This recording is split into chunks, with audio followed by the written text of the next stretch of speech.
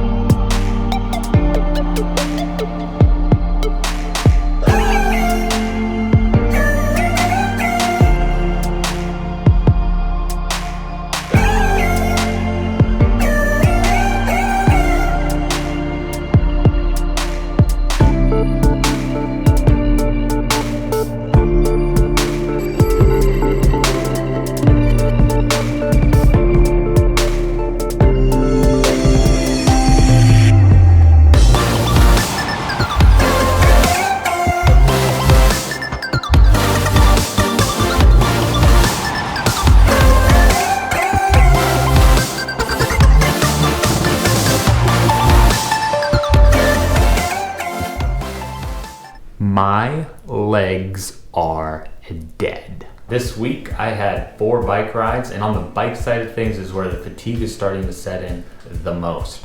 Of those bike rides, 3 of those were trainer road workouts, and 1 of them was a Zwift ride, Zwift race. Even with the Zwift race, all the motivation that comes along with racing people, it was very difficult to produce power, very difficult to stick with the pack the way that I wanted to.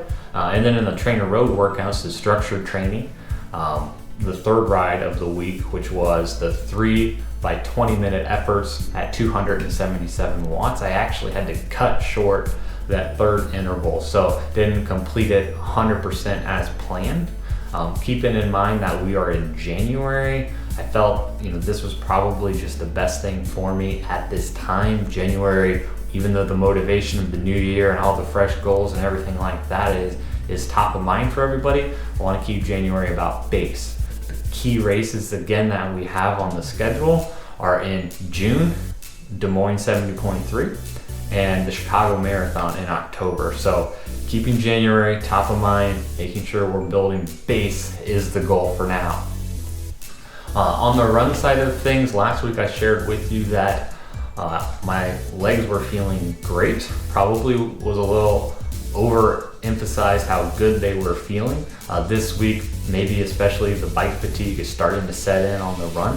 The speed and the tempo workouts that I had indoors went well, but outdoors, the fatigue and probably a little bit of the weather got to me. So in Chicago here, we had a snowstorm, dropped about 3 inches of snow on us Friday night into the weekend, which is usually not much of an issue, but the biggest challenge that comes along with that is slushy and icy sidewalks.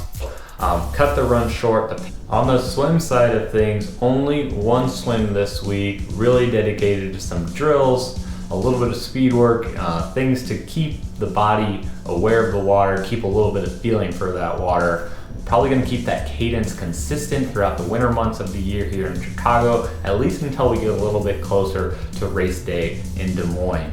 Speaking of race days, make sure you're subscribed here, because very shortly on this channel we are going to have a special announcement about a new race that's coming onto the calendar that's yet been talked about.